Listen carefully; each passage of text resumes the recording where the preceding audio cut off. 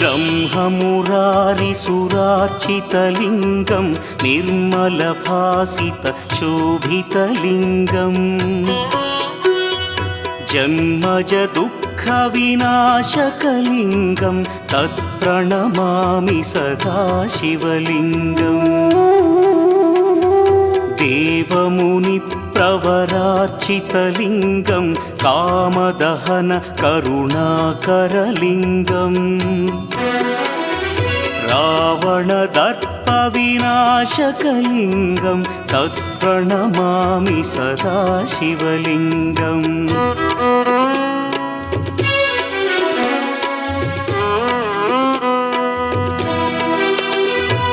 सर्वसुगन्धसुलेपितलिङ्गं बुद्धिविवर्धनकारणलिङ्गं सिद्धसुरासुरवन्द्यलिङ्गम्